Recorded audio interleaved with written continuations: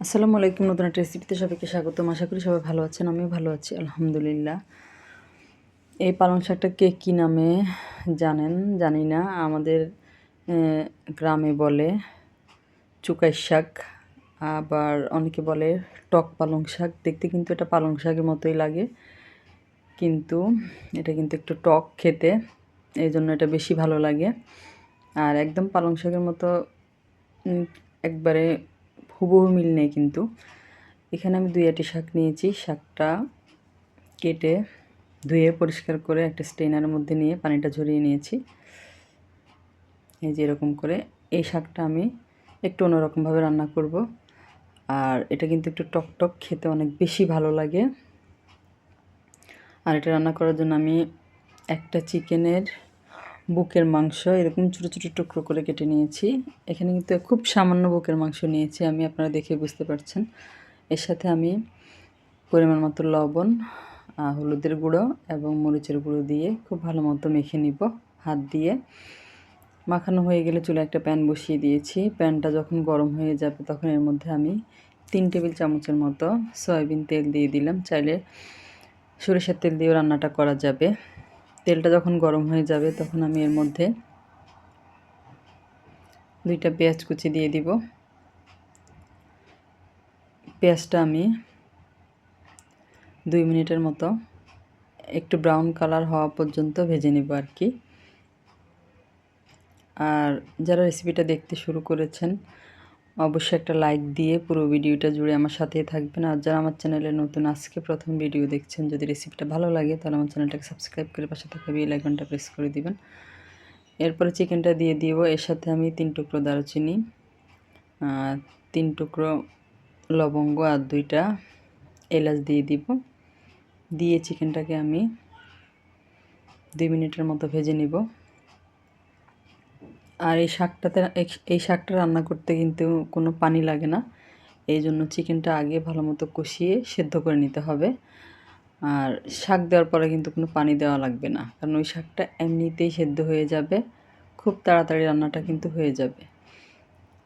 চিকেনটা আমি 2 মিনিটের মতো ভেজে নিয়েছি। এরপরে আমি এখানে দিয়ে দিলাম 3 চা চামচ পরিমাণ আদা রসুন বাটা, দিয়ে একটু মিশিয়ে নিব। আর এই রান্নায় কিন্তু মশলার পরিমাণটা একেবারে কম লাগবে। এরপরে আমি এখানে 1/2 চা চামচ থেকেও কম হলুদের গুঁড়ো দিয়েছি, 2 চা চামচের মতো মরিচের গুঁড়ো দিয়েছি। আর যেহেতু এটা টক শাক, একটু ঝাল ঝাল হলে খেতে ভালো লাগবে। মিশিয়ে নিলাম। এরপরে আমি এখানে সামান্য একটু পানি দিয়েছি, 1/2 কাপের মতো হবে। পানি দিয়ে সব কিছু মিশিয়ে নিব খুব ভালো মতো। মিশিয়ে নিয়ে ঢাকনা দিয়ে ঢেকে এটা আমি রান্না করে নিব একদম পানিটা শুকিয়ে আসা পর্যন্ত। এর মধ্যে কিন্তু আমার চিকেনটা খুব ভালো মতো সেদ্ধ হয়ে যাবে। চিকেনটা আমার সেদ্ধ হয়ে গিয়েছে। যখন তেলটা ছেড়ে এসেছে আর এরকম ভাজা ভাজা হয়ে গিয়েছে, তখন আমি এর মধ্যে শাকটা অ্যাড করে দিব। আর এই শাকটা কিন্তু আগেই বলেছি সেদ্ধ হতে একেবারে সময় কম লাগে, আর কোনো পানি ব্যবহার করতে হবে না। শাকটা দিয়ে আমি নেড়ে চেড়ে মিশিয়ে নিব। আর যারা অলরেডি আমার চ্যানেলটাকে সাবস্ক্রাইব করে আমার পাশে আছেন তাদেরকে জানাই অসংখ্য অসংখ্য ধন্যবাদ।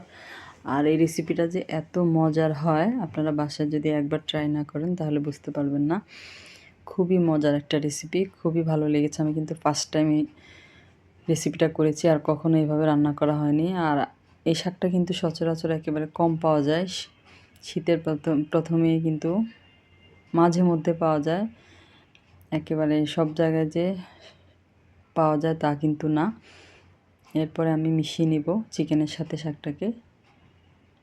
মিশিয়ে নিয়ে মিডিয়াম আঁচে আমি এটা ঢাকনা দিয়ে রাখবো 2 মিনিটের মতো। 2 মিনিট পরে কিন্তু শাকটা একেবারে সেদ্ধ হয়ে গিয়েছে। আর এর মধ্যে কিন্তু অফ ক্যামেরা আমি একবার নেড়ে দিয়েছি। আর আমি কিন্তু এই শাকের মধ্যে কিন্তু কোনো পানি ব্যবহার করিনি। দেখেন এটা কতটুকু হয়ে গিয়েছে। আর শাকটাও সেদ্ধ হয়ে গিয়েছে। আর অফ ক্যামেরা কিন্তু আমি এখানে লবণ অ্যাড করেছি, সেটা আপনাদেরকে দেখাতে পারিনি। এরপরে এটা কিন্তু এরকম মাখা মাখাই থাকবে, মানে ঝোল একেবারে কম থাকবে, এতে করে এটা খেতে ভালো লাগবে। আমি এখানে 1/2 চা চামচ থেকেও কম গরম মশলা গুঁড়া এখানে দিয়েছি। যেহেতু আমি এটা চিকেন দিয়ে রান্না করছি এই জন্য একটু গরম মশলা গুঁড়া দিলাম।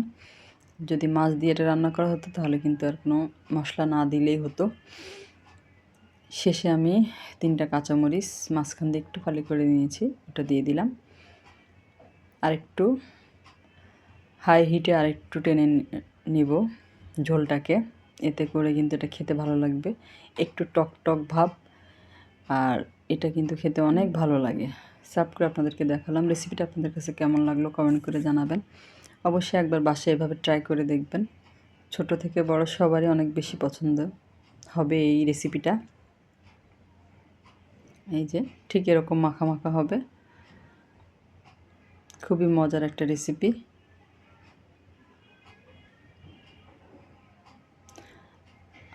সবাই অনেক বেশি ভালো থাকবেন। আল্লাহ হাফেজ।